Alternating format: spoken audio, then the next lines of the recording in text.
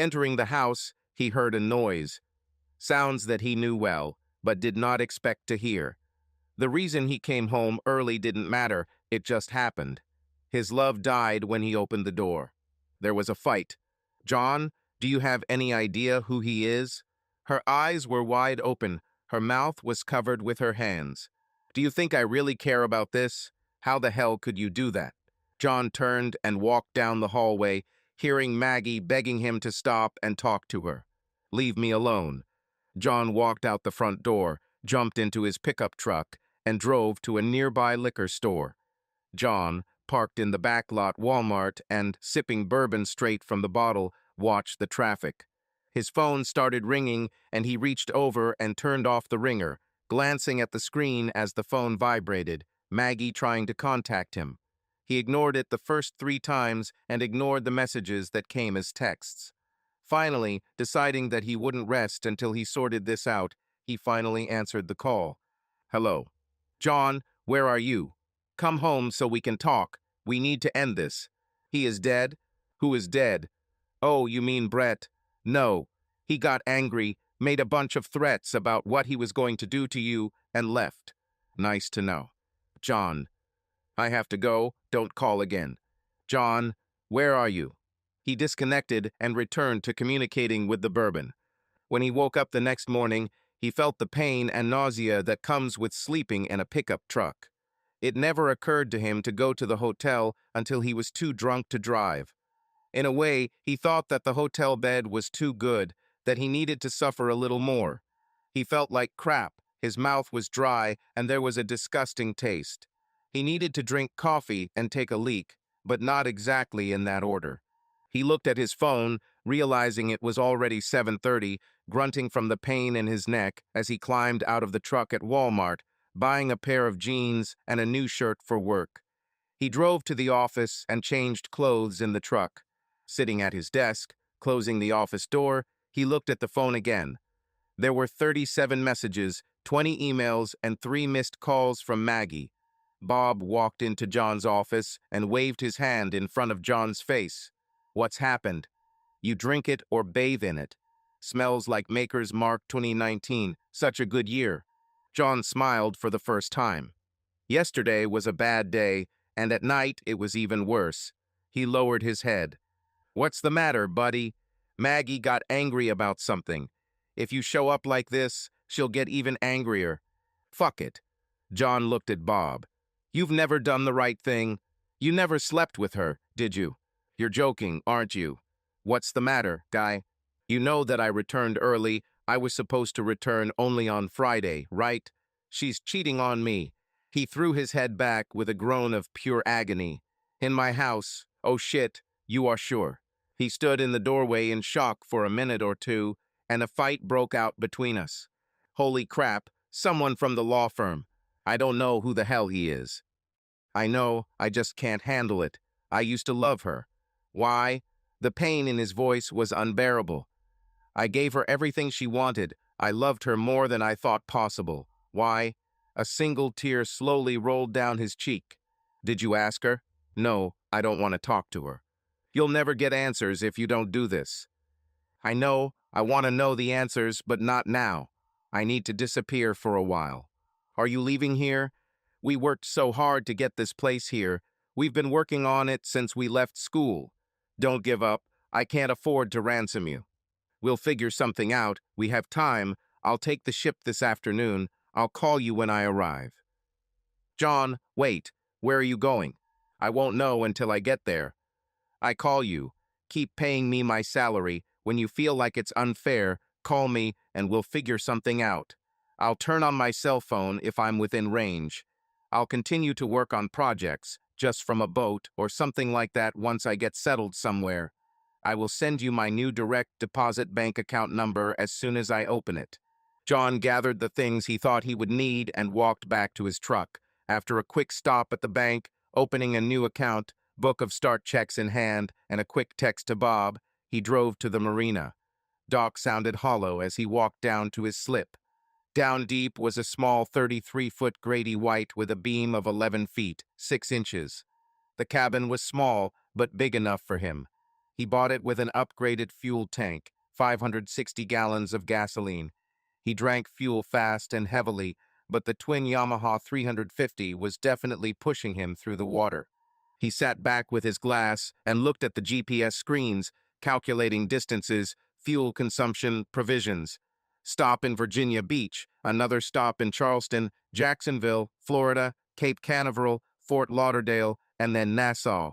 A couple hundred miles a day, and he'll be there in a week, or if he's lucky, in 2.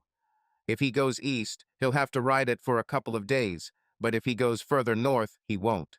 Planning distracted him from the pain. He just needed to get out of there quickly. For a moment, he was overcome with fear as he thought that he would be found before he left. One day, no one will find him at sea. He knew the coming week would be painful. The only thing he could do as he rode down was think.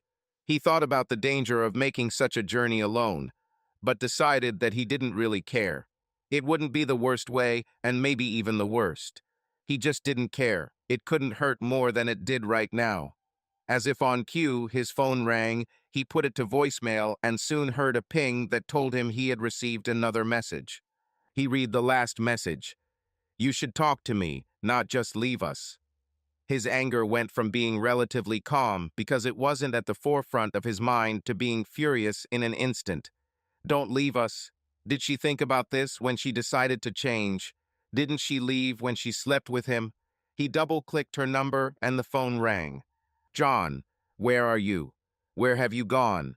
I've been terribly worried about you all night and now all day. Where are you? It doesn't matter. I need answers. John, just come home and we can talk. Please don't leave us." "No need. You already did it. Do you remember we had such an event at school? Do you remember what we decided then? It was a mistake. I think you were the one showing your colors. I should have listened to my gut then. Instead, I listened to my heart, and guess what?" Again, Maggie. John went on another trip. Maggie sat at the table and looked at the photograph of John in a beautiful gold frame that stood on her dresser. Tanned, wearing a t-shirt, holding this terrible fish in his hands with the most wonderful smile on his face. Marlin. The muscles in his arms stood out, not huge, but strong, like ropes under the skin. He was always fishing or traveling for work. She went with him a few times, but he always went to places like Mountain Home, Arkansas, Monroeville, Alabama. She went with him when he went to Mexico, thinking she would sunbathe at the hotel while he worked, but he went to some hole in the oil fields 40 miles north of Guatemala. She was unhappy the whole time, so that was the last time she traveled with him. She knew she had been a bore back then, grumbling while he was in the oil fields helping with equipment that was doing something to the drilling fluids. He returned every day, exhausted by the 40-degree heat, and she forced him to take her with him to parties. He didn't want her to work, but she needed something to occupy her mind. She went to law school for a couple of years, got her degree, but didn't want to study hard enough to become a lawyer, so she took a job as a paralegal. The lawyers were so exciting, their big cases, lawsuits, document after document piling up on their desks. The phones were constantly ringing. The environment was so charged with energy that she found it exciting. She had been enjoying this energy for 10 years. She was called into the office of one of the junior partners. She was well built. She worked hard at it and knew how to stick it out. She knew that her appearance and personality would give her interesting things, a good job. Not that she did anything, but the hint was enough. Being a little frosted candy with a brain was a definite advantage. "Maggie, we have an interesting case that is moving quickly, a land deal with a land use permit that requires city approval. I need someone dedicated, willing to work overtime. We have to get ready for the City Planning Commission meeting. Is it interesting for you?" She sat down on the sofa and watched as his eyes lingered. "Sounds interesting, but where is it?" "Not far from Washington, in Maryland. The zoning is correct, so we don't have to fight the county, just the city for development permits. This will take quite a lot of time. I could use your help." "Interesting?" Of course it sounds fun. She really didn't understand how she got here from there. They sat in the office until late for several weeks, and then decided to have dinner, first in a cafe, then in good restaurants, then in clubs. The dancing was fun, a nice break. John was out of town again Monday through Thursday and was scheduled to return home Friday afternoon. She already knew that dancing would not pass the marriage test. What harm, she thought, John would never know. John. He checked the weather was calm enough to get to Virginia Beach, allowing him to leave. If he refueled there, he could make it to Charleston on the next leg of his trip and avoid Oregon Sound in North Carolina. Eating on board after a quick trip to the grocery store, with one last glance at his phone, he lowered the engines, pulled the ropes on board, and pulled out his slip. Looking back at his truck, he realized that he loved the truck and felt like he was leaving it like he was leaving an old friend. It wasn't the only friendship he mourned as he pulled out of the dock. Pushing the throttle forward as he climbed onto the plane, he set the autopilot to guide it down the Chesapeake. Once he tied the boat to the guest dock, he pulled out his phone. 54 texts, 30 emails, and 5 more calls from Maggie. He decided he had to deal with this. John, where are you? You must listen to me. This means nothing. You are, of course, talking about our marriage. It was not a question. No, it was just sex. It didn't mean anything. It meant that you were lying, that I couldn't trust you, and it meant that our marriage was over. When did it start? John, please come home. We need to talk. I won't return home. I come to you. Where are you? Away, where you won't find me. Have you left the city? How? Where? Go away. You tore my heart out. I can't stand the thought of you. I'll never get rid of. The vision. Don't call me. I'm dead to you. Live your life and do what you want. I left. John, please, please talk to me. Please don't leave. God, please. Bye, Maggie. Have a happy life. Maggie. It was bad. Oh God, what she did. Brett, no, we can't do this. It will never happen again. Come on, Maggie. Don't tell me you didn't like it. Shut up, Brett. It won't happen again. Maggie, now that we've done this, and don't forget that you agreed willingly, I don't know how I can work with you.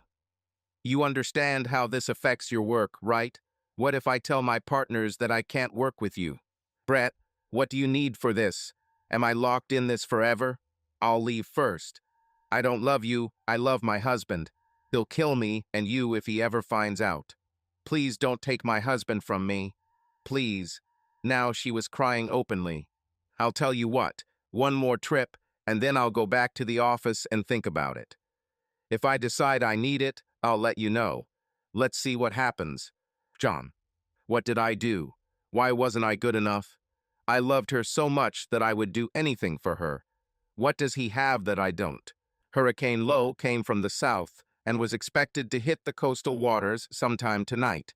He decided it was better to lie there and hang out than to risk something going wrong and having to wait out the storm in a dead boat with 7-foot seas and everything that went wrong.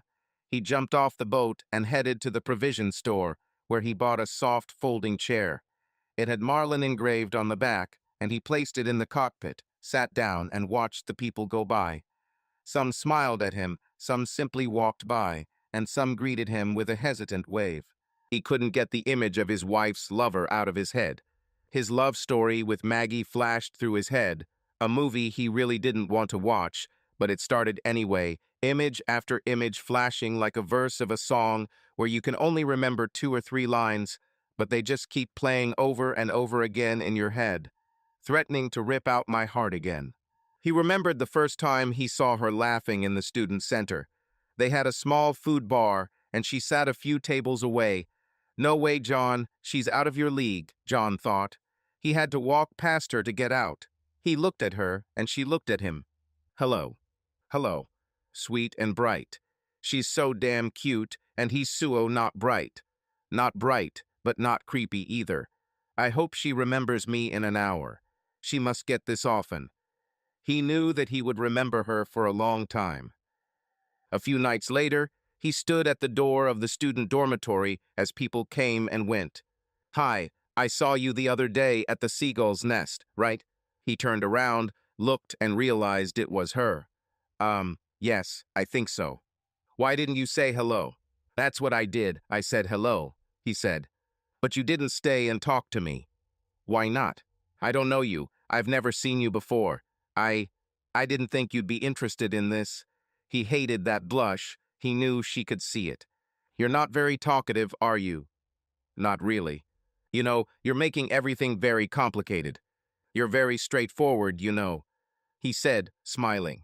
I know, it's art. She straightened her hair with her hand, posing with her leg bent and laughing. John fell in love with that laugh again and decided he would do almost anything to hear it again.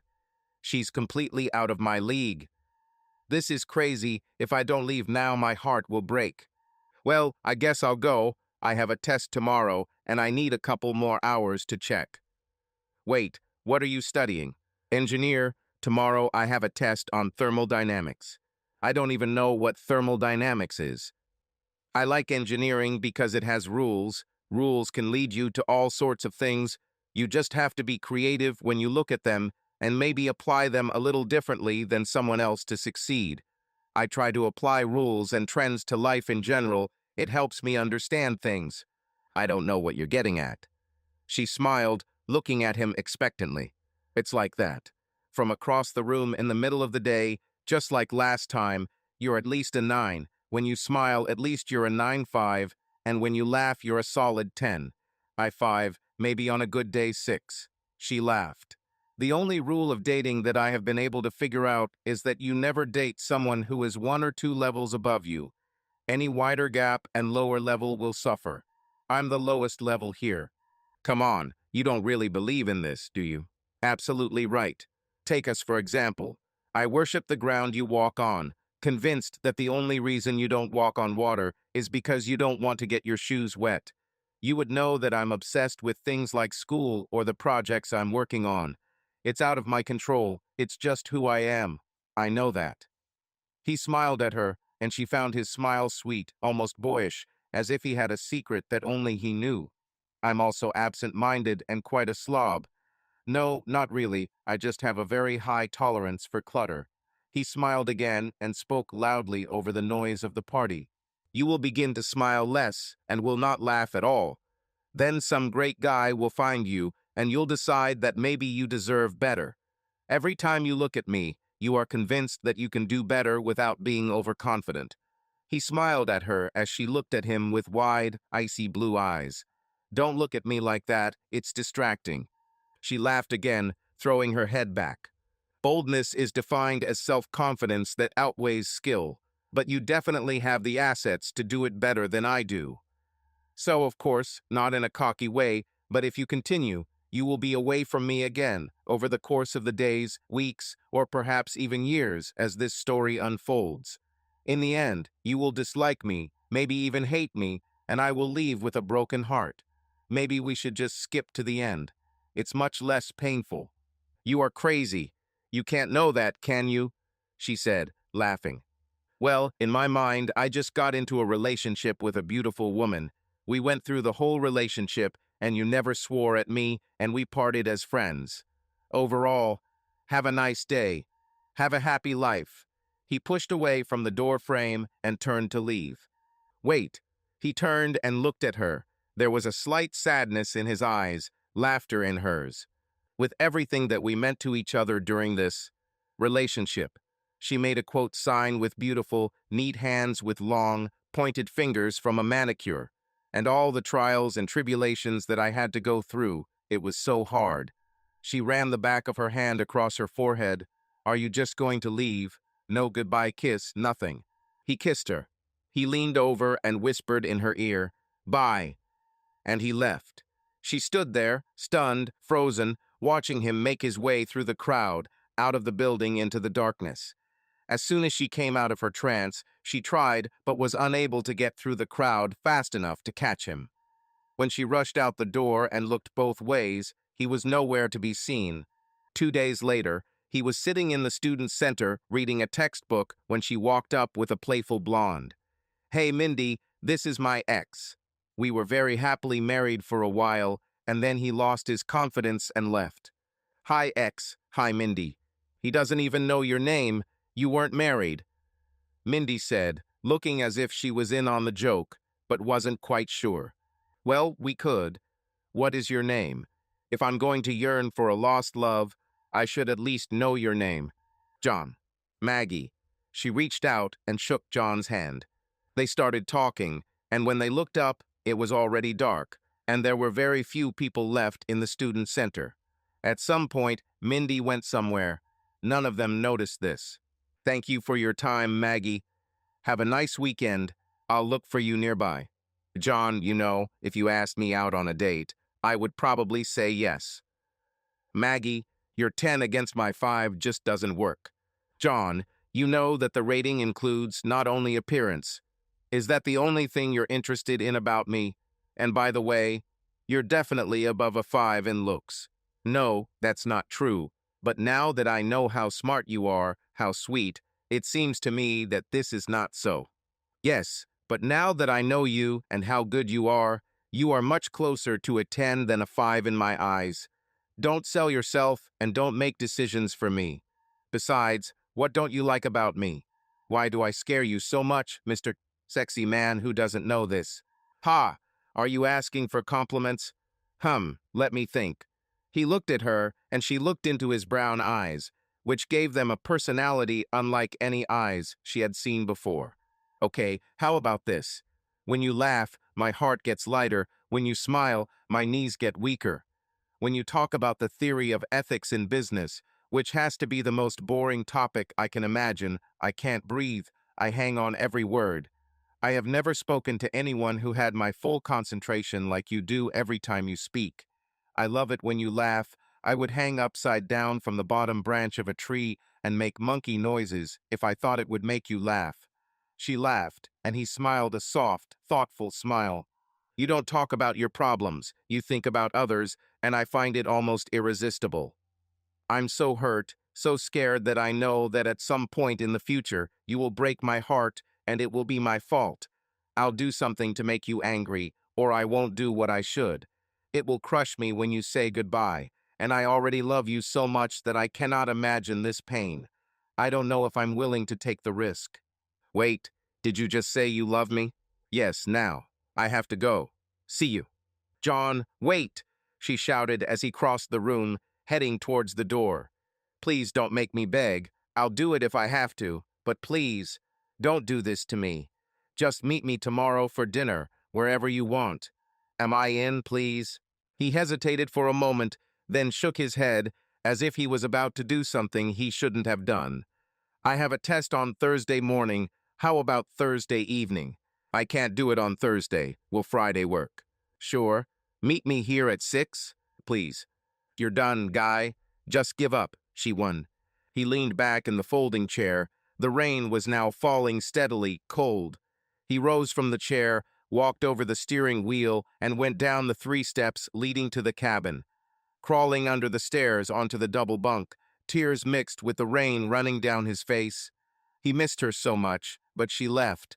It was so painful. He will never make such a mistake again. John woke up to sunlight streaming through the overhead hatch above the table. He cooked himself some scrambled eggs and sat down at a small table to eat. He used to love sitting there with Maggie, but then he started remembering the pain. He looked at the phone and realized that he had to call the guys. He had a message from each of them. He really wanted to avoid their involvement in all of this. He had 2 sons, Jimmy and Sid. Jimmy was just finishing college and was working his ass off during the summer as an intern for financiers. John didn't quite know what he was doing. He was just trying really hard.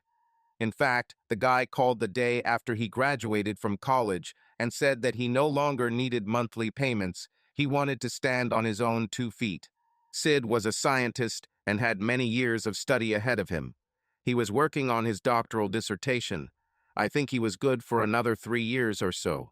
He agreed that the company he works for would pay him a salary, tuition, and books. He had to work there for 3 years after he graduated, but he was covered financially for almost everything, with a large salary. He had the same love of the sea as John and began to study oceanography. John always teased him about spending so much time learning how shit rusted in salt water. The thought of this brought the first glimmer of a smile in days. Hey, Sid, I saw you called. Hey, Dad, where are you going? I decided to take a break. I'm away. Traveling. Mom is going crazy. Dad, what happened? You don't need to know that. Just know that it was bad, and I need to get away for a while. Mom wants to know where you are. No, and I know what you'll tell her if I tell you, so I'm not going to tell you. Please just stay away from it. I will be in touch. Dad, what have you done? I didn't do anything. Just know that I'm away and will contact you as soon as I get there. If you need anything your mother won't give you, call me. I'm going to be in touch for a few days, so leave a message if I don't answer. You're on a yacht, right? Did you go north or south? Yes, I went north or south. I have to run. I'll call you. I love you, Dad. I love you too, Sid. Jimmy's call was predictable. Dad, where does he wear it? What did you do? Mom is hysterical, constantly crying, and doesn't know where you are. Since yesterday, she has been calling me once an hour and asking if I have heard from you. What did you do? Didn't do anything. Dad, go home. You're acting like a child. Jim, I want to tell you not to get involved in this, not to take sides until you hear the whole story. I'll be gone for a while. I'll call you from time to time. If you can't tell me what you did, don't worry. The tone of the voice set John off, the anger that had always been lurking beneath the surface since he'd watched Brett pump boiling over. I want to tell you again, Jimmy, don't take sides until you know what you're talking about. Once you know, then you can take sides and the dust will settle where she wants. Mom said that you are traveling and, in her opinion, you have a girlfriend. I go to work so she can have the clothes she wants, the house she wants, the damn car, and no, I don't have a girlfriend, never have, not once ever. Don't do this, Jimmy. Don't call me Jimmy, damn it, my name is Jim. You're acting like Jimmy. I'll tell you what, let's not do this again anytime soon. We must run. He always had a good relationship with both boys, but Jim was a mama's boy, always was, but he was also the jock in the family. I played surfing, football, hockey, and never did anything halfway. John was the early morning driver for away hockey games. He was the one who drove Jimmy to North Carolina when it was too cold to sail the mid-Atlantic. He was the one who coached the football team since Jimmy was healthy Jimmy. He was a mama's boy, but he still had a good relationship with John, or at least John thought he did. Looks like that was changing too. He knew Sid would be patient and calculating, but Jimmy, he would quickly take sides. Another weather check between Virginia Beach and Wilmington. North Carolina told him it would be a good day for sailing. He had 3 days of calm seas before the next system picked up a bit. He should be able to do St. Augustine in 3 days. Then he lay down for a couple of days before his foot hit Palm Beach. It's been a long journey. He followed the channel through the bay and found himself back on the open sea. South, definitely south. As soon as he hit the open water and turned on autopilot, the movie in his head started again. She says you're the best she's ever had. He was sitting on a low concrete wall in the courtyard. She called and said that she needed to talk to him, that it was very important. He decided that he had nothing to lose. Becky, we only went out to dinner twice, to a movie once, a picnic by the river, and a barbecue. That's all. We kissed a couple of times, but no more. John met Becky at a barbecue. She was another bubbly blonde who was Maggie's sorority sister. Maggie gave her his number. John was sure of that. I know, but she still says that she was the best in her life. She's a sure thing for you, you know. All you have to do is make your move. Are you kidding me? She asked you to call me? Are we still in high school? Next call is to her, and then you call me again to tell me what she said, etc. I won't play that game. John, sometimes she wants to be with you more than on Saturdays. Becky, last question. Why me? I see guys chasing her all the time, but why me? Please, John, call her. She's moping because you haven't called her for a couple of weeks. Do you think she knows that a telephone is a two-way communication device? She could have called me. Becky glared at John. I'll call her. John met Maggie at the doors of the girls' dormitory. She was sitting on the stairs waiting for him when he arrived. Hey, Maggie. Hey, Becky. How are you? Hello, John. She turned to Maggie and ran her hand over her shoulder, as if removing a piece of fluff. "Don't be late, dear. I'll wait for you upstairs." She laughed and ran up the stairs into the house. "John, can we talk?" "Of course, here." "No, too many eyes and ears, if you know what I mean. Let's go for a walk." As they crossed the field separating the undergraduate and graduate dormitories and sat down on a bench, Maggie shuddered. "John, do you like me? Do you find me beautiful?" "I thought we figured that out in our first conversation, Maggie." "Do you know what the problem is? What am I missing?" John sat in silence for a while until a dark blue Porsche drove by. The window was down. A young dark guy leaning out of the window was shouting at them. "Sweet baby, come on baby, let's go for a ride." John smiled as she gave the guy the finger. "That's the problem, Maggie. Every guy who's ever seen you wants you. Sooner or later, I won't be able to stand it. I'm kind of an old-fashioned guy. I want relationships that go somewhere. I just don't see how we can handle the pressure you put on the other guys. I need exclusivity, it's just what I need. I will not compete in matters of the heart. It's either right or wrong. It's not a competition. I saw you on campus with others. You were flirting with them. I couldn't stand it. It just doesn't work for me. John, I'm not interested in anyone anymore." When I went to Bogart's for drinks with the guys on Wednesday last week, I didn't think that was right. I don't know his name, but I know this guy. You seemed quite friendly, holding hands at the table.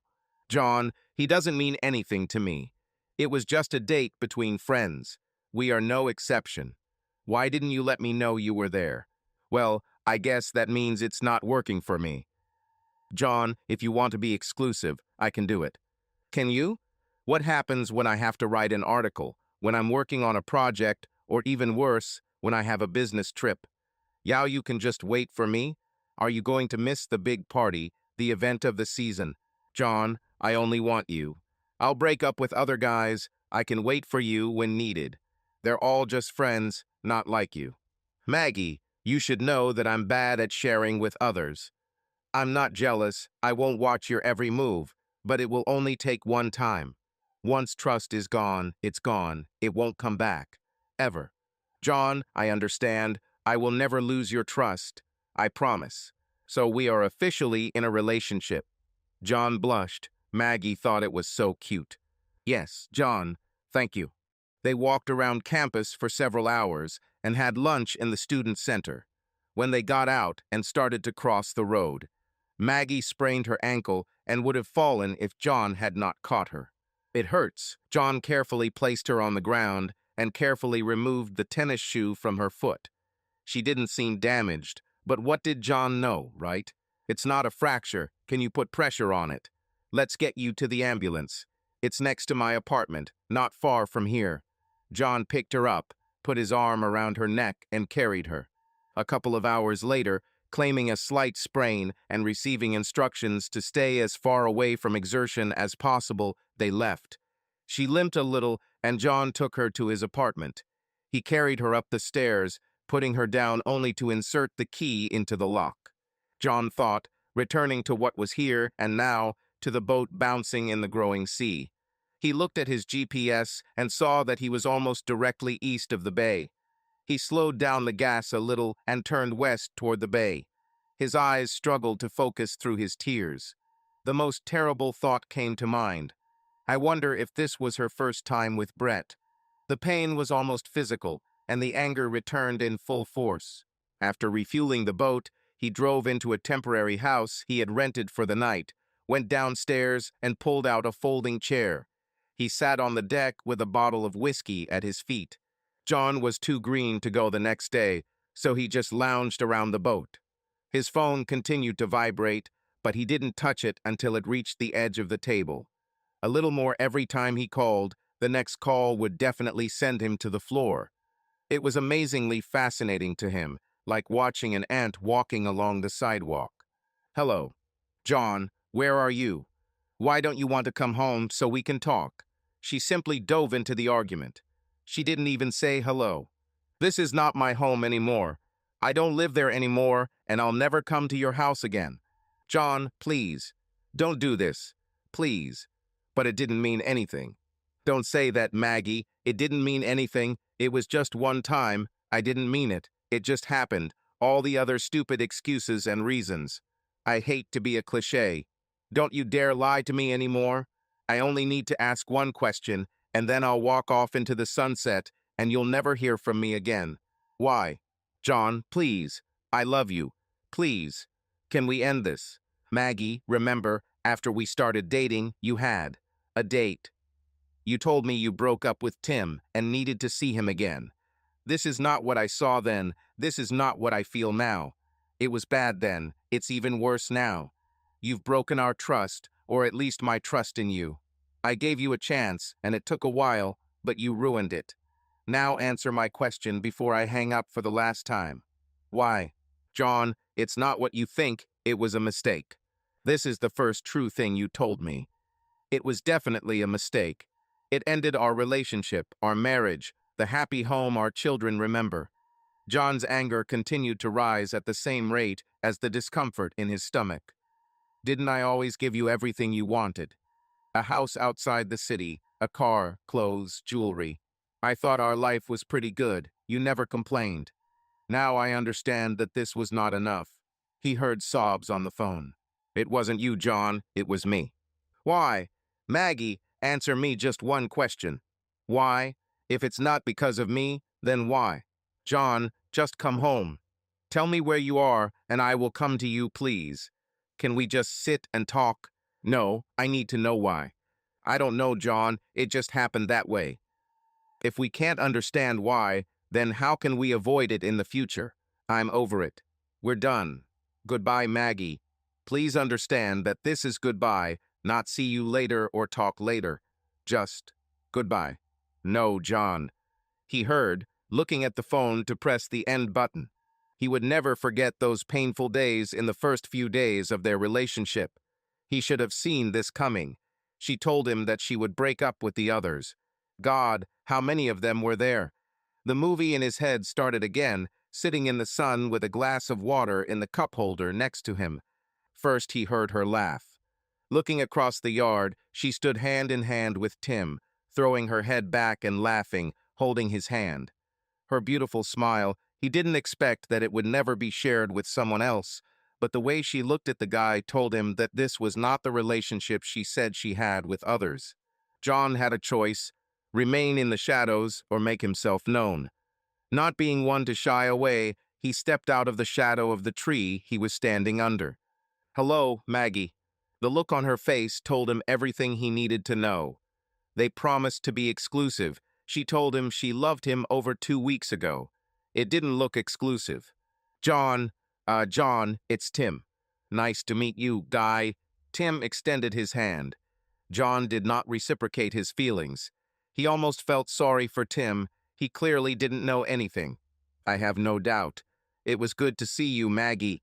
John turned and walked away. He wanted to hit and hurt someone, but he just couldn't do it. John, wait, sorry, I don't have time. Maggie froze in indecision. She was going to break up with Tim, she just didn't have the time yet. She felt her face turn pale and a strong fear settle in her stomach. Honestly, she was about to stop talking to Tim, who was standing there looking at her, and then at John, when he turned the corner of the building, walking out of sight. Then she realized what he meant by this. Who was that? Tim asked, uncertainty showing on his face. It was John. That's what I wanted to talk to you about. What do you mean you wanted to talk? He's my boyfriend, I guess. Then why are you here with me? I wanted to talk to you face to face. Maybe at dinner. I don't blame him for being angry. What a bitch you are, Maggie. Tim, wait. John went to the library and really tried to study, but it just didn't work. He knew it was useless, but he tried anyway. In the end, he gave up and went home. Hey, are you here? That chick you were talking about was trying to contact you. She calls about every 20 minutes. The phone rang as if on command. I don't want to talk to her. What will I tell her? Tell her I'm not here and to stop bothering you. What did she do? Run over your dog? Cruel person. Hello? A short hesitation. No, he's not here. I was told not to expect him today. I don't know where he is. I just know that he's not here." John heard her reply from across the room. Ray hung up and smiled at John. "Let's go have a drink and tell old Ray about everything. I buy the first 3 rounds, then you're on your own." Late that evening, Ray put John to bed. Today, he had heard enough about St. Maggie. As soon as John got drunk, he started talking about meeting her, spending time with her, watching movies, what he liked about her, which was almost all. Then he continued whining until his speech became slurred and conscious thoughts did not weaken. Ray was glad that he had finally calmed down. It can't cure everything, but sometimes a good drinking session can cure a lot. John left campus after the exam. He spent a week at home, communicating with his mom and dad. His father is the one who made him go on the boat. His father sailed and had a nice 32-foot Nicholson. John fell in love with the sea, with the wildlife swimming after dark, following the light tracks of a dolphin following a boat at night. He fell in love with the night sky near the shore. The stars were so bright. He lay on his back and just watched the stars move across the sky. It crushed him that he couldn't share this with Maggie. Maggie was already waiting for him when they arrived at the house. "How did you find me? I didn't want this. I went to look for you, and when Ray tried to explain to me that you had left, I saw an envelope addressed to you on the table. I went to your house, but only your mother was home. We spent the day together, and I told her what happened. Finally, she told me that she was returning to shore today, so I walked to the nearest pier and waited. She didn't tell me where to find you. I arrived here at 7 a.m. today, but I was so afraid that I would miss you. She told me not to expect a warm welcome. She told me that you don't open up often, but she told me that she knows something is bothering you. It's not like you to drop out of school like that. She was right. I don't want you here." "Why, John? I told you I was retreating. I said it might take some time. Did you sleep with him? Why are you asking me this?" "No, I didn't sleep with him, John. Well, not this time. We said we were exclusive, and that's what we are, abandoning everyone else from the moment we agreed." Tim didn't seem to understand this. "He left me in the yard. I never saw him again and never will see him, John. I thought he was a smart guy. John, you are all I need, please." He was about to leave. "I didn't expect to see you with him. This hit me quite hard. I won't compete for you, Maggie. It either works or it doesn't. You either love me or you don't. If you love me, you won't want to be with anyone else. If I ever find out that you are with another guy, it will mean that you don't love me, and that will be the last time you see me. Look, I came here to see you, so you know I took our promise of exclusivity seriously. It didn't mean anything to me. I understand what it looked like to you, and I'm so sorry. This will never happen again. Can we go back to the way things were? Please don't leave me this. Please. Maggie, if you had been honest with me, I would have managed. I would hate the idea of you dating another guy, but I could probably handle it. Not knowing and tripping over you like this. It just seemed like you were hiding something, being dishonest. I won't do this. I just won't." He shook his head and looked down. In the next few short moments, he ran through his mental checklist. Will life be better with or without her? For several weeks, there was a frost between them, but Maggie continued the pursuit, and over time John thawed. Their relationship gained momentum and grew again. The ice in the glass had long since melted. John took a sip of warm water. Why didn't I get the hint? Has she been seeing guys on the side all this time? How long has she been cheating? Has this marriage been a farce for the last 30 years? Was there anything real about it? John was surprised. He stood up and prepared to go to sea again. Cleaning, buying provisions, and sleeping that night were difficult for him. Questions swirled in his head. The next morning he went to Georgia, then to Florida, and finally to Nassau. Maggie. "What should I do now?" Maggie screamed, turning to Becky. "I lost him. I lost everything." Becky didn't give up.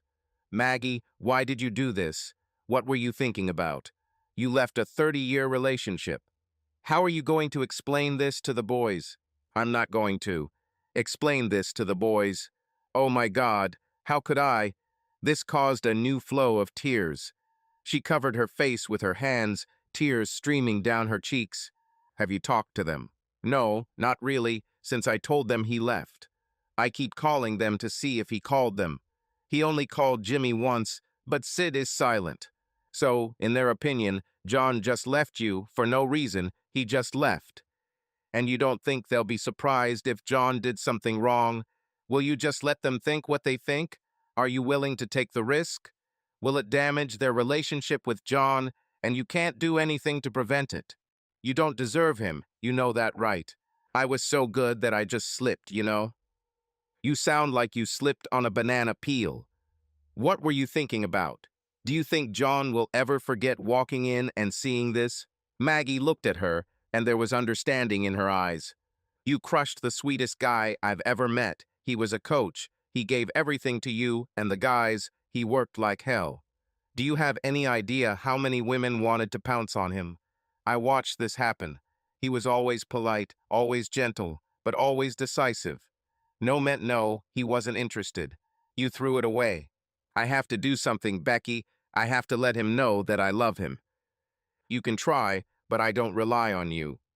If you can get him to talk to you, if you can beg, crawl to him, be the most wonderful wife in history, and never even think about lying to him again. It will kill him in an instant. You'll also have to deal with boys. If they blame their father, it's all over. You know that, right?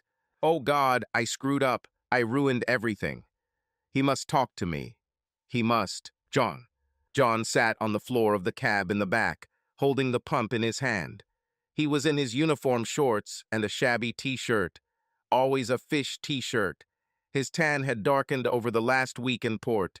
The Caribbean sunburned unceasingly. Hello, I'm Sarah. Hello, Sarah. Without looking up, I saw that there was a locking ring on the body. If I turned it like this, it might come free. Then I can clean it, John thought. What are you doing? I'm fixing the pump. What about him? He doesn't pump. Yes, but what is he doing? He pumps water into a living well. Okay, now I understand that I know less than I thought. The sarcasm made John look up. Long blonde hair, thin but not skinny, the sun shining on her back. John couldn't see her eyes, but he saw her smile. He instinctively smiled back. There's a tank there that holds the bait fish, and this pump puts water into it, pulling it out of the ocean, and then pumps it into the tank. The water then flows into a drain, which returns to the ocean. This way, the water stays fresh, doesn't get too hot, and ensures the presence of oxygen. Keeps the bait alive, hence the name Lives Well. This was the longest conversation he had been involved in the last 3 weeks. That was cute. What's so cute about it, Sarah? You explained it as if everyone would want to know, not as if I was stupid, even if I seemed stupid for asking the question. Thank you. My pleasure. You don't talk much, do you? Usually not. Can I come on board and have a look? Sarah, can I help you with something? I'm just trying to figure out how to fix the pump. I wanted to go fishing in the morning. Sorry if you don't want to be disturbed. I was just... Our mom and dad decided that it would be useful for me to sail here on a yacht. But they just remind me of bad things. Things I really don't want to think about. John looked at her again. She hesitated, apologizing. He saw the pain flash across her face, only to disappear a second later. Well, if you're looking for company, I'm not sure I'm the right fit right now. I try not to think about bad things too. Are you here alone? Where are the wife and children? John winced, and for some reason didn't want to lie to her. The wife will soon become an ex at home. The children have grown up and left. Did you come here alone? In this boat? I need to buy a new pump. Come back later if you want. Can I come with you? Where can I buy such a pump? Of course, if you want, I need to go to the provision store at the wharf. Will you wait for me? I need to tell my mom where I'm going. Certainly. John watched as she ran across the dock, up the gangplank, and onto a 60-foot sailboat a few steps away. She ran as only women can, smooth as silk, her hair rushing from side to side. She was great. A man peered out of the cabin onto the dock, and John waved shyly. He didn't wave back.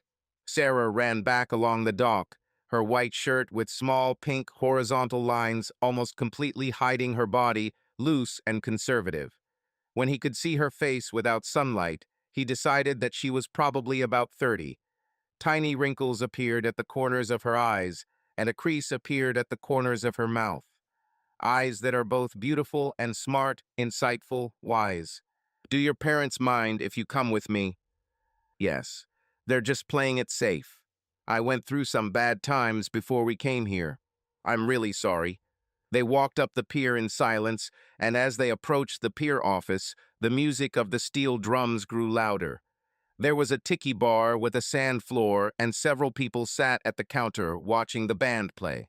John asked Sarah, "Would you like a drink?" "It would be great. Are you sure everything is okay? I mean, do you have time?" "Yes. I haven't really talked to anyone for a couple of weeks. Just me and Deep Abyss. I'm stuck on this fucking boat with my mom and dad, the couple of the century. Not exactly what I need right now." "What do you need now?" "A glass of white wine." John smiled at her. They sat at a table away from the bar, away from the noise and bustle of the orchestra. The afternoon breeze was just beginning to pick up strength, dispelling the stifling summer heat. "So, John, how long are you going to stay here? What's your story?" "Let's figure out why they are, I quote you. A couple of centuries and why it drives you crazy in the first place. I went through a difficult divorce, and my parents decided that I needed to leave. They decided that we would come here, rent a boat, and sail away from here." She laughed, musically, melodiously, and at the same time sadly. Her teeth were dazzling white, and her eyes were soft green. "And what's wrong with that? They seem to care about you." "A bad divorce, and I'm stuck on a yacht with two people who have been head over heels in love with each other since they were 16. Just reminds me of what I'll never have. I love them, you know. Very, very strong.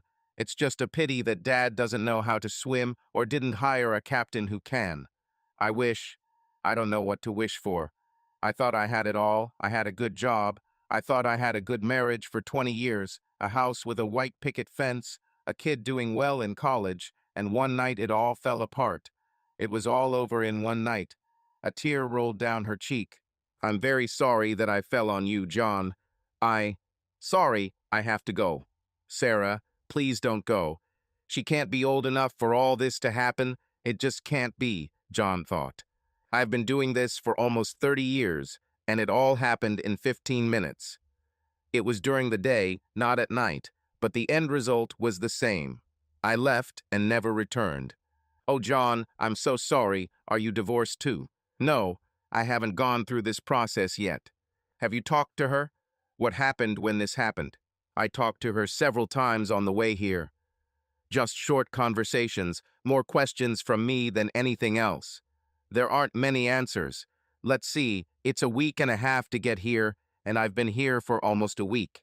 Sarah leaned back in her chair and looked at John with a sad expression. It was the most caring look John had seen in months. "So recently, John, do you want to talk about it?" "Maybe someday. Not now. When are you coming home?" "We have 2 weeks left on the ship, but we can return earlier. Dad tried to steer the boat, but it turned out to be much more difficult than he remembered, and Mom and I don't know anything. There's nothing we can do to help." "This must really suck for your dad." John looked at his phone, 23 unread messages. He opened his marine weather app. "There will be a little strong wind today, but tomorrow everything will be fine. Maybe we can take the boat out for the day. Do you think your father will let me help him drive the boat?" "I don't know. I wouldn't want to offend him, but maybe so." "Don't tell me you know how to control her." "Yes, my dad had a 30-foot sailboat when I was younger. We sailed a lot. It wasn't as big as your boat, but I can't imagine the principles are much different. Will you have lunch with us tomorrow? Can you tell Dad this and see?" Sarah leaned forward in her chair, her gaze intense. She looked so worried and scared at the same time that this wasn't true, that this wouldn't work. "I think we can work out something. Meet here tomorrow at noon." "Oh, John, I'm so sorry. I understand what you're going through, and I'm asking you to help my family. It's not fair. It's okay, Sarah. I don't mind. Really. The next day at noon, John walked up the dock ramp and saw Sarah waving at him as he approached the bar. He reached out and shook the old man's hand. Sir, John Baker. Nice to meet you. Ben Livingston. The smile did not reach his eyes, and he looked at John suspiciously. I understand that you are sailing. Yes, sir, John answered, sitting down in the empty chair opposite Ben. My father owned a 32-foot Nicholson when I was younger. Instead of baseball and camping, we swam in the summer. He eventually sold the boat a couple of years ago when he could no longer operate it on his own. John, this is my mother, Beth Livingston. Beth was an older version of Sarah, still beautiful, with the same smile. Hi, John. Thanks for meeting with us today. Sarah told us that you can sail, and Ben was very excited that maybe tomorrow we'll sail on the boat. We don't want to take advantage of you, but it would be a really big favor for us. Ben and Beth interrogated him with practiced skill. Ben asked technical questions, and Beth interjected difficult questions during the conversation. On reflection, John realized that they knew much more about him than he was willing to share. All three of them knew that he had caught his wife cheating, that it was still too fresh to know what he was going to do, the past of his boys, the fact that he was hiding from everything down here with no schedule. They knew that he was an engineer who had been out of contact with his office for almost 3 weeks, and that he was almost ready to face the world again. The schedule for tomorrow was drawn up in advance. John lay at the bow on the sailbags, watching the calm water approach him. A light breeze allowed them to move freely on the shallow waves of the ocean. Sarah settled down next to him, also lying on her back and looking up at the sky. Penny for your thoughts, John. They probably aren't worth a penny. In fact, I'll probably have to pay you. You know that you made Dad happier than I could have imagined just a day ago. He's better than he thinks. I did little but give him the confidence to make decisions. He is okay. John, what are you going to do? Now I'll have to pay you. That's exactly what I was thinking. I think my break with reality is coming to an end. I need to contact the office. I'm sure I have some things to do. I'm going to have to clear things up with my kids, and I'm going to have to contact her and start dividing things up. Get ready to go, Ben shouted from the helm. He's at his best, isn't he? Sarah said as John began to rise with a rare smile on his face. Good to see. Look how your mom is looking at him like he's about to fly into space or something. There was a cloud in John's eyes. I thought I had it, sorry. John released the port line as the sail began to sway as he turned, and pulled the starboard slack as the boat began to heel as he turned. To his satisfaction, he adjusted to the sails, confident that they were getting maximum thrust from the light breeze, the mainsail learning without the slightest trepidation. Looking up, he saw that they were sailing downwind towards the port, and knew that his calm day of sailing would soon come to an end. He sat down again on the canvas bags. I'm not looking forward to it. I know how you feel. I went through this about a year ago. John, no matter what happens, I would like to keep in touch with you. She didn't think John could hear her heartbeat, but it was there. I know this is not the time, and this is not what you are thinking, but in just a couple short days you have reminded me that there are decent people out there. She blushed, looked at him, and just as quickly looked away when he caught her eye. Decent people. Sarah, if we had met at another time. Later, when the sails were reefed, John steered the boat into the slip. Making sure the ropes were securely tied, he leaned over and turned off the diesel engine. It was fun, Ben. Thanks for a great day. Brings back a lot of good memories. Thank you, son. Are you going to spend another day this week? Ben smiled hopefully at John, his silver hair blowing in the wind, his cheeks stained red from the sun. He had the expression of a truly happy man. I would love to, but I'll have to go on my own schedule. Can I call you back? Certainly. Just let us know when you want to come out. I know Sarah will love it. I would like it too, sir. Can you pack everything and wash the boat, or do you need help?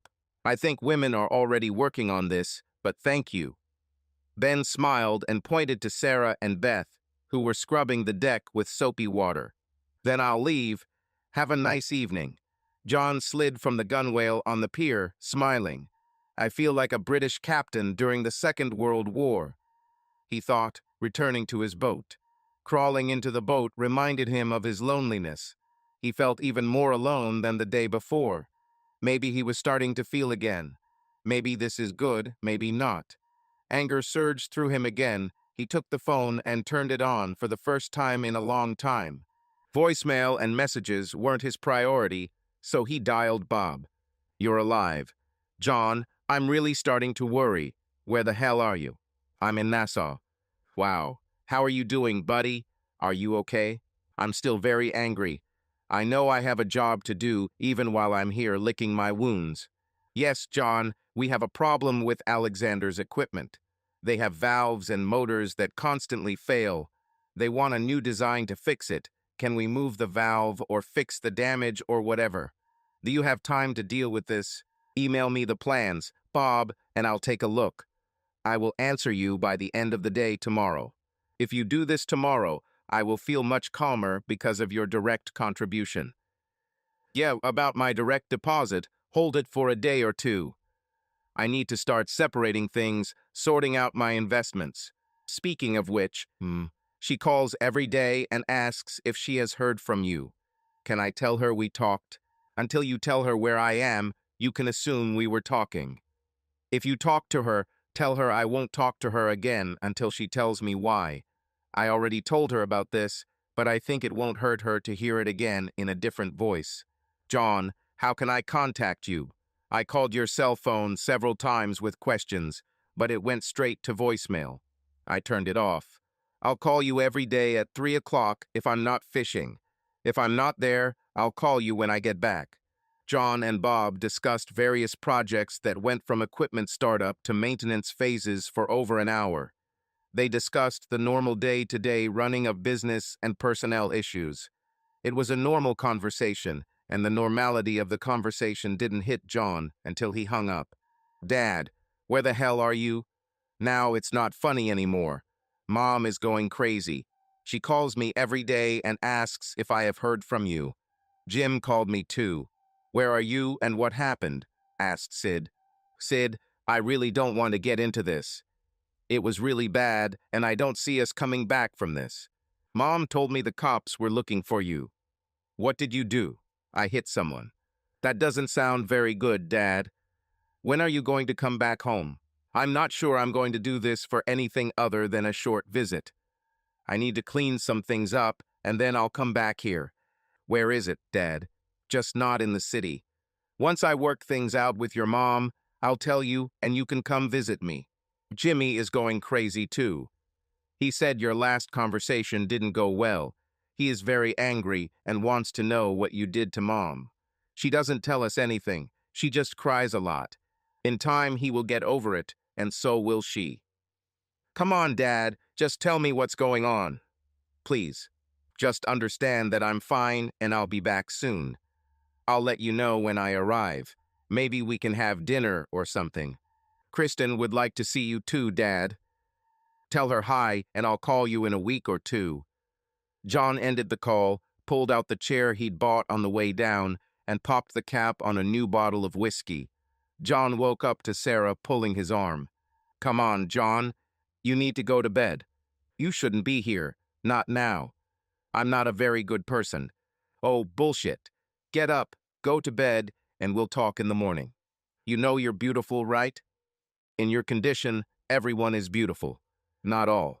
Sarah smiled as John stood up unsteadily and stumbled down the 3 steps into the cabin. She laid John on the bed, covered him with a blanket, and kissed his forehead when the first snoring began. We'll talk in the morning, John. She watched him sleep for a few moments, then stood up and quietly climbed out of the boat. John woke up, trying to count the hangover he'd had lately. For some reason, this was extremely important to him right now. John, get your ass out of bed. Come on, I've got bacon and eggs for you. John stumbled up the stairs and Sarah laughed. You did it better last night. Yes, about last night. Was I a bad guy? If so, then I'm very sorry. You said that I'm beautiful and that you love me. If you're serious, then everything is fine. If it was bullshit back then yes, you're the bad guy. Oh, I'm sorry. I mean, yes, you're beautiful. But uh, John, I'm kidding. Relax. But I want you to talk to me this morning. Can you turn off the sun? It's terribly bright, John said, covering his face with his hands and rubbing his red and blurry eyes. It's good for you, vitamin D and all that. So, John, what happened? Do you really want to know my full and terrible story? Yes, I want to know what's eating you inside, John. It's not good to keep it all inside. You know, I caught her cheating with someone, her boss, from work. You said caught, but what does that mean? Did you hear her speak? Saw it somewhere? Found a receipt? No, I went into their bedroom. Damn, what did you do? I hit him. You haven't talked to her since then. I talked to her a couple of times on the way here. I told her I wouldn't talk to her again until she told me why.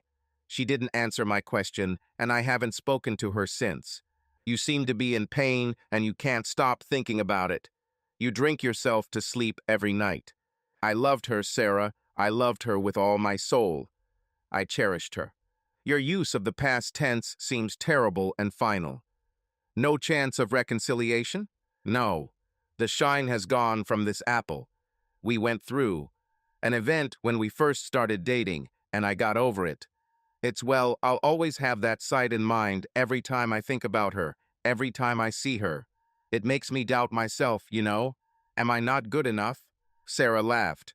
John, men are much more prone to sighs than women. For some women, this may have meaning, but for most, it is the emotion of the event. The most important thing is the mind. Do you know what I mean? Then I must be lacking in skill. It was the little bald bastard. I know I'm not as handsome as they say, but he wasn't much better. Don't think you're ugly, John. She told me the same thing once. It didn't help much. I should have known. I knew this would happen. What did you say? How do you know? When I was in college, I had a rule that came from my engineering classes combined with a little thinking. Never date a person who is 1-2 points higher than you. The lower level always suffers. I was a level below here. I was wounded. I should have known. John, if she's more than 2 points above you, she must be amazing. Don't forget about the traitor. Are you sure it's all over? Maid, I couldn't be more sure. I don't know what to say. I can't say anything, John. You don't want to hear that it will heal. There are more fish in the sea. Women are like buses. Wait a little, and another one will come. Pick your own cliché and paste it here. It hurts, it sucks more than I can describe, and the only thing that will heal is time. I'm sorry. Thank you, Sarah. A single tear rolled down his cheek, and the desire to hug him and comfort him was almost irresistible. John, when you get back on your feet, would you mind stopping by to see me? I wouldn't mind being your rebound, you know. Now is not the time, but I wouldn't mind if you got back on your feet and stopped by to see me. Sarah, I have to go back to the 1 or 2 point rule. Besides, I think I'll be going home next week to clean up some stuff, and when I get back, you'll be gone. It's okay, John. We'll see you again. I'm not asking for anything except maybe friendship. I'd like to think we'll see each other again, Sarah. I would really like to. The following week, on a flight from Miami to BVI, John was deep in thought. He looked down as the plane took off from Nassau, and seeing Sarah's boat sliding repeatedly deep below and then up along the dock filled him with a sudden melancholy. His thoughts flashed to sailing trips, calm and peaceful with such a loving family. As soon as he reached home, his melancholy gave way to anger, and his thoughts increasingly returned to Maggie. When he exited the plane through the guarded door of no return, Maggie was already waiting for him. Almost a month has passed, she has lost a little weight, and bags have appeared under her red, swollen eyes. Even now, not at her best, she was beautiful. What are you doing here? Bob, tell me when you are arriving. Please don't be angry with him. John, I'm so sorry. Please let me explain. I don't want to talk to you until you explain why. Are you ready to answer this question? I can try. Please. It's a yes or no answer. Maggie, yes or no? I really don't know, John. I asked myself again and again why. How could I do this? John, please, I love you. I love only you, please. She began to cry, her eyes turning a little red and tears running down both cheeks. Too many words, Maggie. I've been traveling all day. I'm tired. I just want to check into a hotel. I'll call you before I leave, but you have to figure this out. Please, John, I'm begging you to please forgive me. Please, can't we move past this? Don't go to the hotel, just come home. Maggie, you knew the rule to leave everyone else. We were a team, no competition until death do us part. I thought this meant that one of us had to die eventually, but I think that was before the death of the relationship. You killed them. We broke up. End of story. I have to go. Maggie begged him to come back as he left, getting into a taxi and driving away. John, Bob exclaimed when John walked into the office the next morning. Hi, Bob. Boy, how glad I am to see you. Clients asked about you. Well, they asked most of all. They want you to help them. We're having trouble starting up. Can I ask you to go to St. Louis to help? They grumble and want you to stay there for a week or two, at least long enough to work things out.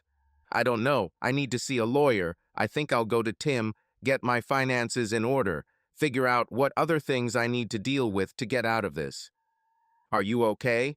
I know that should have been my first question, Bob asked, putting his arm around John's shoulders as they walked down the hallway. Bob, my head is clear, but emotionally I'm dead. I don't know if I'll ever get over this. John reached across the table to the framed photograph of Maggie, picked it up, looked at it, and tossed it into the trash can. Everything here reminds me of her. I don't think I can do this. Maybe we should go our separate ways. John, you are the beating heart of this place. I know there is no one irreplaceable here, except maybe you and me. I have an offer for you. Once you're settled in, let's go have lunch and talk. I think there is a way to solve this problem. I don't want to hear it, Bob. Don't try to convince me to return this liar. I'm not talking about her. I'm talking about work. Bob laughed and walked out the door. Bob, No, when I get divorced, I'll have to figure out how to keep her out of the business. Tomorrow morning, I have to meet with a lawyer and start the process. Well, have you thought about it? Yes. I think I'll go to the police station and turn myself in.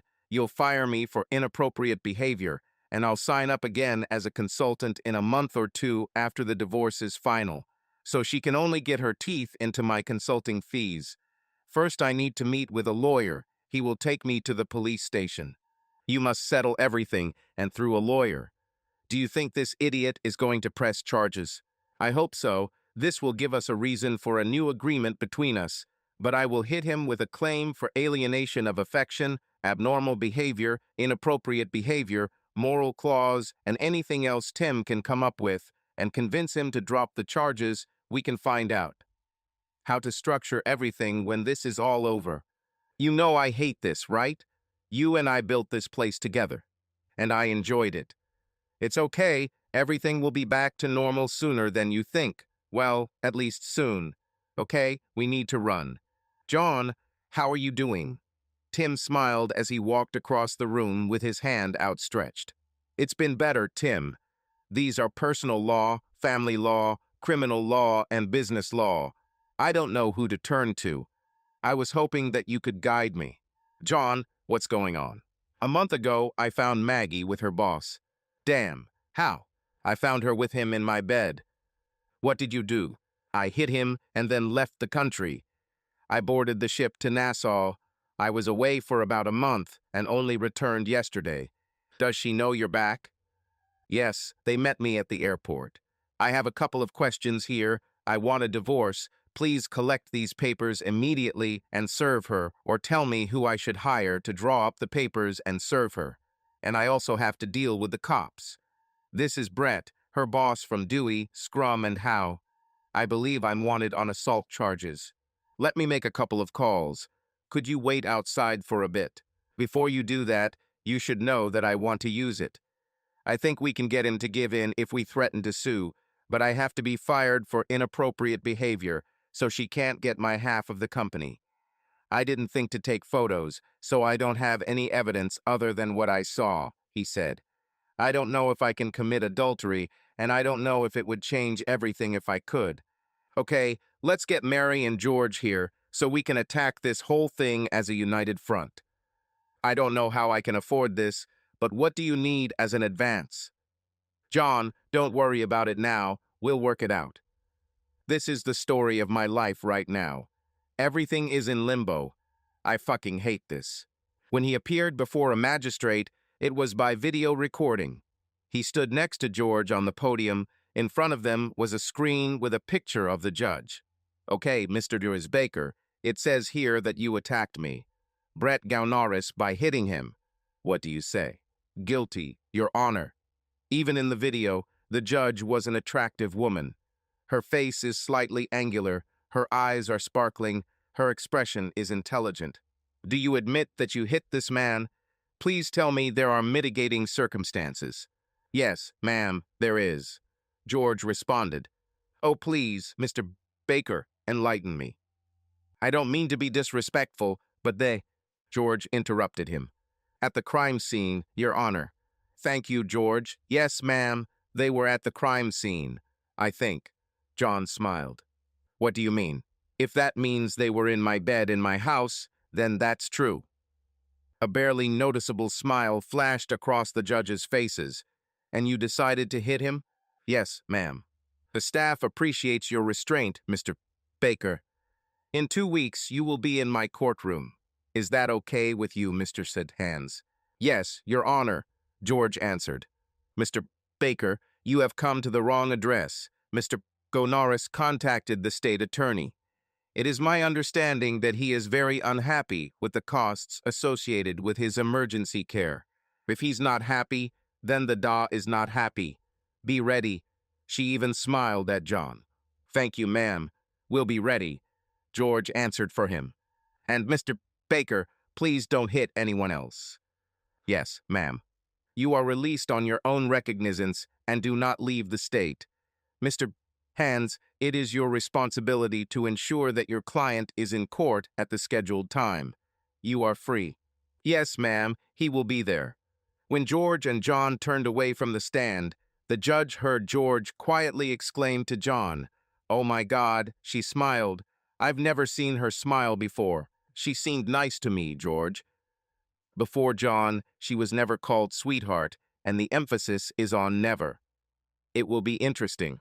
The next day, John received divorce papers by courier, dissolving the partnership on moral grounds based on his arrest and pending sentencing. He took the letter to Tim's office and left it there. Now he really had nothing to do but wait. The boat was still in Nassau, he was not allowed to leave the state, and he was unemployed. He rented a car and drove to the bay, sat on the shore, and watched the water rise and fall until it was dark enough that he couldn't see the water. His phone rang the next day at 11 a.m. while he was hanging out in his hotel room. Hello? John, please don't do this. Please. Maggie, I told you I don't want to talk to you anymore until you explain why. John, I didn't want this to happen. It just sort of happened. Maggie, do you have any idea how much this hurts? You tore my heart out of my chest. The only person I could trust, the one person I could talk to no matter whether I was proud or embarrassed, the person who never judged me.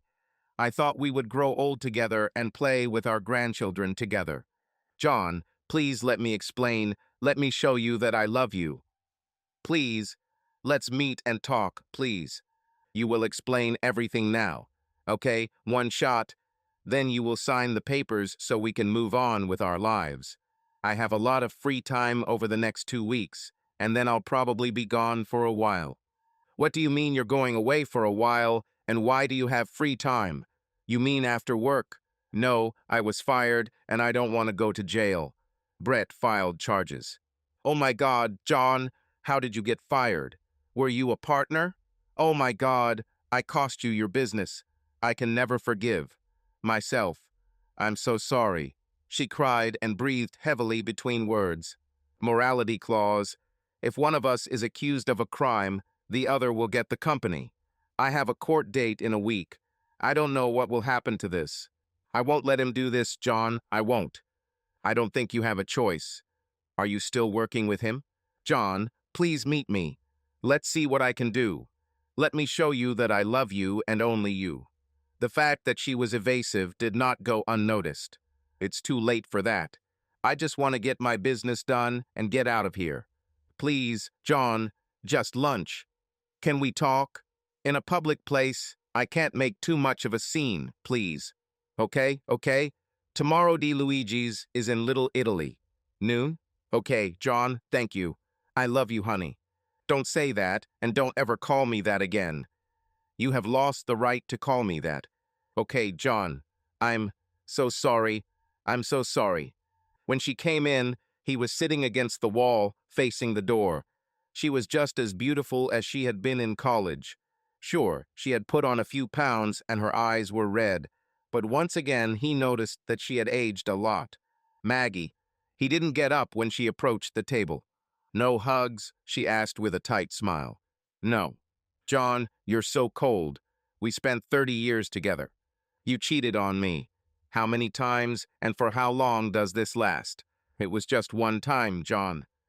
Do you seriously think that I will believe that this was the first time? I do not trust you. John, it was a mistake. I didn't want this to happen. That's how it happened. You sound like you slipped on a banana peel. Don't be rude, John. Becky said the same thing. That's right. John, I'm so sorry.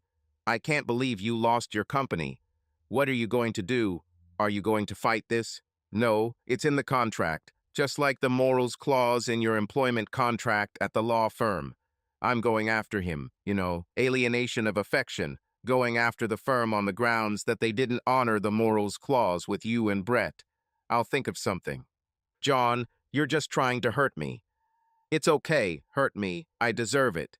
Say what you want, and I will sit and listen. Take my job, make me suffer. I will sit here and suffer. Just let me show you that I'm sorry and that I love you. Who was that guy in college? Tim, I think. Do you remember this? Maggie lowered her eyes, tears dripping onto the tablecloth in front of her. Yes, she whispered quietly and sadly. Do you remember what I told you then? This was your only chance. Yes. You won't get anything else. How would you feel if you came home excited about meeting the love of your life, only to find him with someone else in your bed? She paused. Oh God, John, I'm sorry. I didn't think so. You just saw me in your head, didn't you? It hurts, John. It hurts, right? Do you want to feel the pain? How about the boys call you and ask what you did wrong? Why would they think I did anything wrong?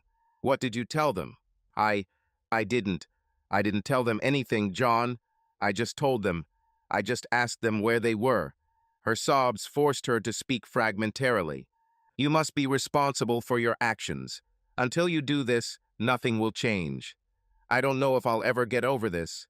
I don't know if this pain will ever go away. I know I will never trust you again. I can't. I told you this would happen back in college. You're 10 to my 5. I've had enough. If I don't end up in jail in the next 2 weeks, I'll leave here. Where are you going, John? I know that you were on the yacht. I went there to look for you. I found your truck and drove it home. He's in the driveway. Give it to one of the boys. Give it backside. He didn't accuse me of anything. I don't know what will happen to Jimmy. He said you think I have a girlfriend. Maggie's face turned pale. Oh God, no. Tears flowed down her cheeks. I'm sorry for what I did. You destroyed this family. For a few minutes, or was it a few hours? No, maybe it was days. I don't know, and don't tell me. I'll only think it was worse than everything you tell me, because I don't believe you anymore. John, please believe me. Please. It was only one time. John, I am so sorry. I can't handle this. I'm leaving here. Don't call me, don't write. Deal with the guys. If they call me, I'll know you've taken responsibility. I'll let you know if I don't go to jail. If I end up in jail, you won't be my only call. John stood up, threw a couple of 20s on the table, and left. Maggie reached out to him and touched his arm as he passed by. When he broke the touch, she lowered her head to the table. Mr. Baker, The judge began. I see that you have taken responsibility for your actions. I see that you drive a little fast, but otherwise you have no history of breaking the law.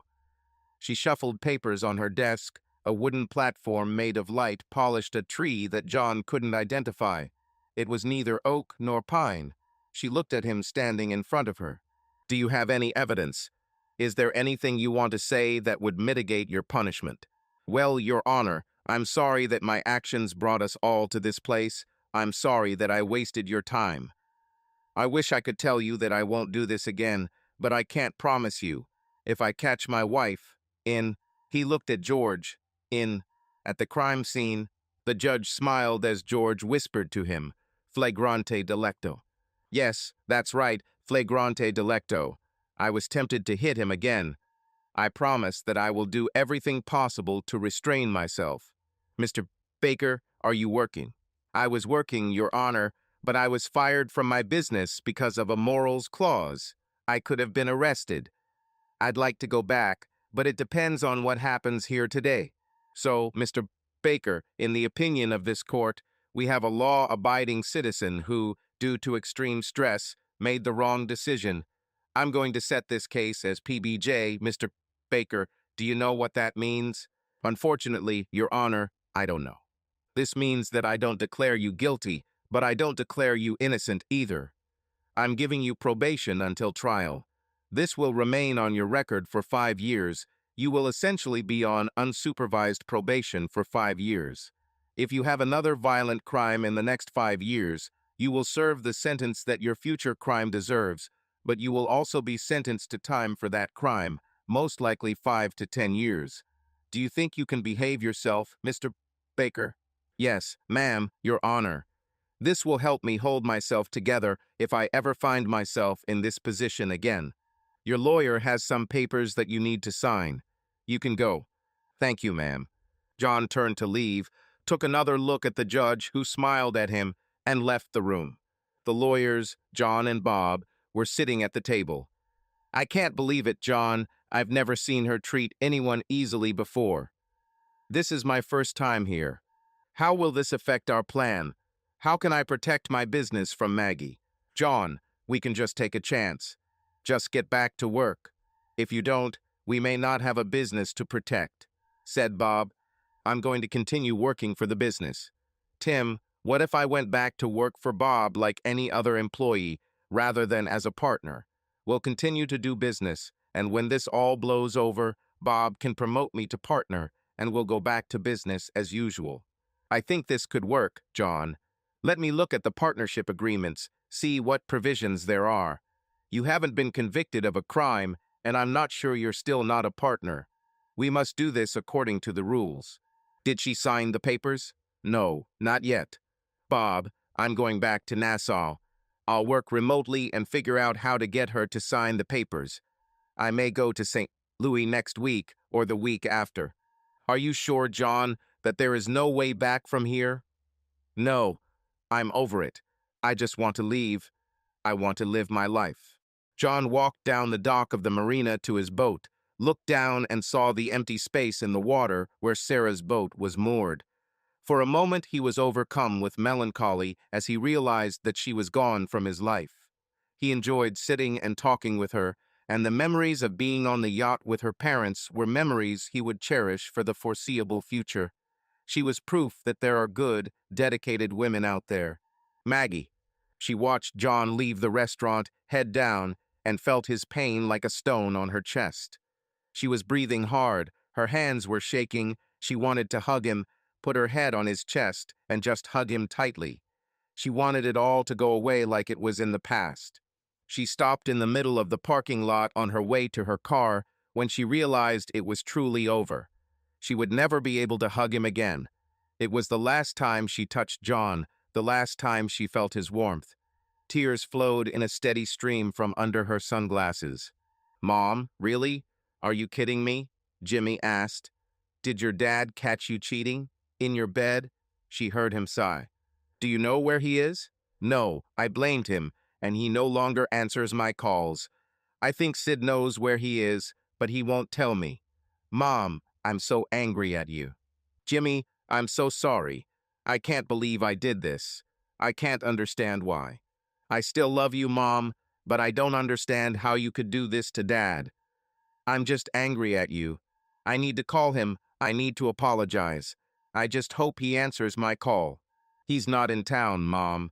He doesn't want to talk to you, and I think he doesn't want to talk to Jimmy either, Sid said on the next call. Sid, please make him talk to me. Please let him give me another chance. Are you still working with this guy? Yes, what else should I do? I have to pay my bills, mortgage, for the car. Find yourself another place to work, Mom, unless this guy meant nothing to you, and you are not ready to leave this family. If you don't do this, your family will most likely leave you. It's your choice. Sid, why are you so angry? It wasn't me who ruined everything, Mom. It was you. Maggie hung up and sat at the kitchen table with her head in her hands until the sun set and the room went dark. She went into the bedroom and lay in the dark on the lonely bed until she finally fell asleep. She couldn't understand why the whole family was so angry. It was just one small mistake. It didn't mean anything. She hummed the scammer's song to herself like an advertisement that couldn't be gotten out of her head. John. The Atlantic crossing was the fifth storm of the relatively calm season. The storm is forecast to intensify and reach hurricane strength by the time it crosses the Virgin Islands. On his route is Puerto Rico, the Dominican Republic. Then he must turn north with the Turks and Caicos to the east of his path and Nassau to the west of his path. It should reach Category 3 or 4 by the time it heads north to threaten the United States. Looks like he has Carolina in his sights at the end of the week. A swing in either direction will impact either Turks and Caicos or Nassau. Residents in these areas are advised to seek shelter from winds approaching 140 mph and storm surges ranging from 4 to 7 feet. John had 2 days to prepare for the storm. He wondered how he would tie the boat and began to look around the pier, looking at other boats. More than usual, the flaps were empty. John guessed that they had decided to take their boats back to the US for safekeeping. There will be problems with the remaining boats. He grabbed the extra ropes he had on board and began tying the boats. It was a struggle to achieve two opposing goals. The lines had to be able to prevent boats from hitting the docks, but had to be free enough to survive the storm's surge. Workers from the pier met him at the pier. "Hey, guy, look, what are you doing?" "Hey, I'm trying to secure these boats before the storm. I just need more ropes. A boat will also help." "Why do you need a boat?" "I want to stretch a rope from my boat to the other side so that it does not dock. I would also like to extend ropes to these boats, keeping them away from the pier." "Give me some more ropes. I'll be back soon." "Hey, guy, what's your name?" "My name is John. What's yours?" "Jose. I think that means John in Spanish." He smiled at John, and he smiled back. "I think you're right." They shook hands, and Jose ran off, bringing 5 more men. When he returned with a wheelbarrow full of ropes, old and new, still with tags. The boats were moored for a day and a half. The sky was clear, blue, there was no wind, but waves could already be heard from the shore nearby. "Senior John, where will you stay during the storm?" "I don't know, Jose. I hope he's in a concrete building nearby. I was going to try to get a room at one of the resorts. You will stay with me and my family. It's safe. We've had many hurricanes, and we've never been damaged. It's not big, but it's okay. You will see. You'll stay with us, no." "Jose, thank you, but I don't want to inconvenience you and your family, although I really appreciate it." "What does this mean, Elder John?" "To disturb, to infuriate, to complicate." "Hey," Jose smiled his crooked smile. "You have nothing to do with us. You will stay with us." He nodded his head, and everything was decided. "We're going. Get ready to go home." John walked into Hosea's house, almost a cabin made of cinder blocks with a tin roof, but they drove up a mountain to get there. John found this comforting. It was dark inside, but clean and tidy. The house was a rectangular structure with a large room occupying the entire width of the building in front of it. The rest of the house was covered with a beaded curtain. John heard a woman's voice from behind the curtain. "Quehul?" The tone of her voice told John that she, whoever she was angry. Jose rolled his eyes and walked out the curtain. John stood there undecided. He heard a conversation in a language he did not understand. He started loudly, then died down, and Jose appeared from behind the curtain, followed by a beautiful Latina of about 30. She had long dark hair, a curvaceous figure, and floated on the floor rather than walked.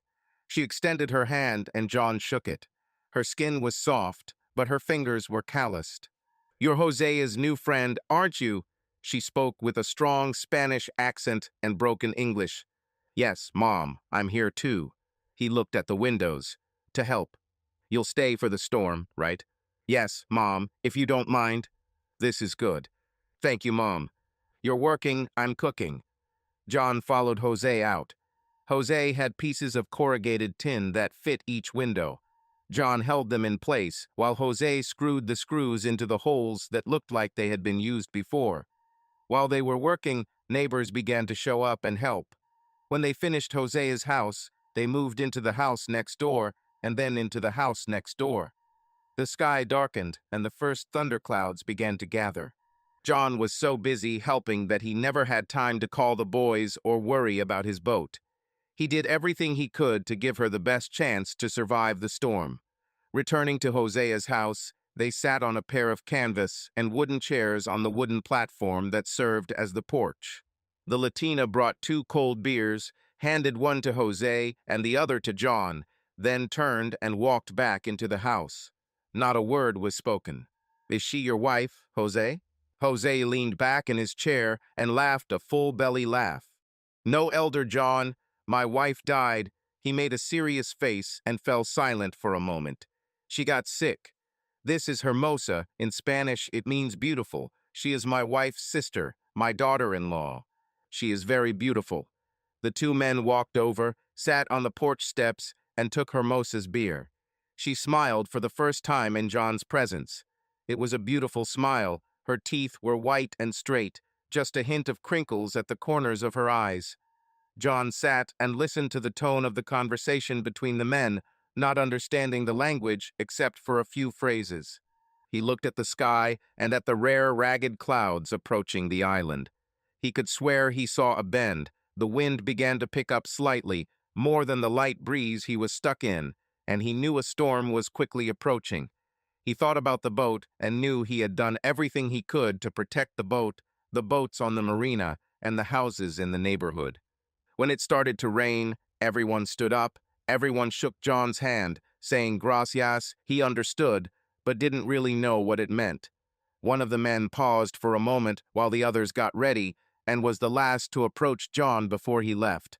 "Thank you, SR. John, for helping us today. You're a friend, aren't you?" He smiled and shook John's hand. "See, we are friends." "Welcome, sir." John smiled and bowed slightly. A storm broke out, not as bad as predicted, but terrible nonetheless. The power went out while John was sleeping on the couch, and Hermosa stepped out from behind the curtain into the living room. The wind roared, making it difficult for John to hear her. She pointed to the sofa, and John sat up and moved over. He smiled at her as she sat down. He put his arm around her shoulders, so small and fragile, and she pressed herself against him. When the thunder struck, she jumped, and he knew she was terrified. They sat there for several hours. Her breathing became even, and he realized that she had fallen asleep. When the roar of the wind began to subside, he too fell asleep. He woke up when she jumped up and stood up almost as quickly. She looked at him with an expression that he could not understand.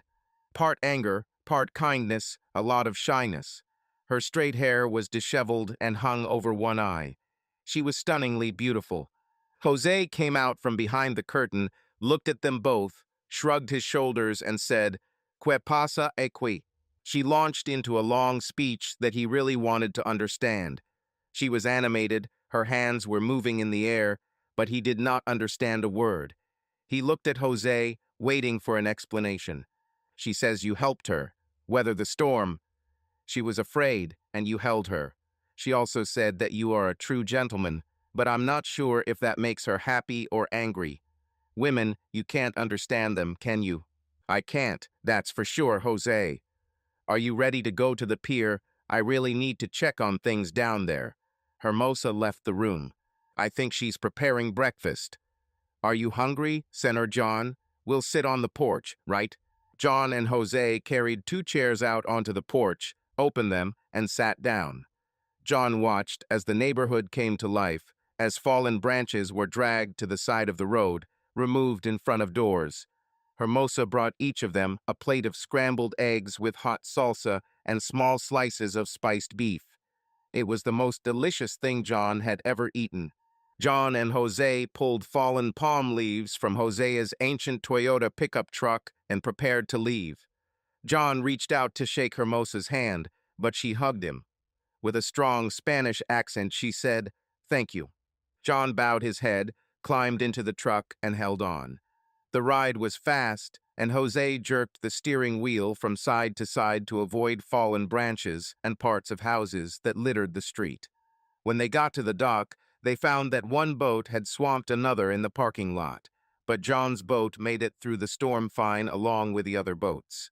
Jose's crew slowly arrived and worked to get the boat into the boat dock. Jose looked at John and said, "Well, thank you, Senator, for your help in preparation. We did a good job. I expected the worst. Jose, what are we going to do with the sunken boat? Will you help? Of course, Jose. Do you have airbags, slings, compressor? Let's see, amigo." In the barn, they found everything John thought they needed. John selected the 4 medium packs and looked at the compressor. Obviously, he had doubts. "Looks like crap, amigo, but it works. You'll see."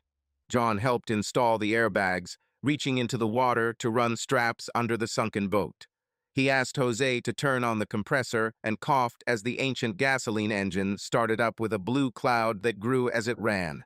When inflated, the air cushions lifted the boat to such an extent that the gunwales were directly above the water, and the upper deck of the 40-foot sailboat was level.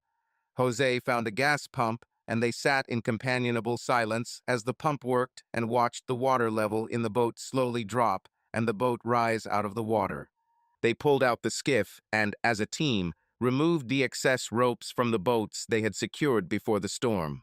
By nightfall, the pier was in fairly good condition. "Senior John, thank you."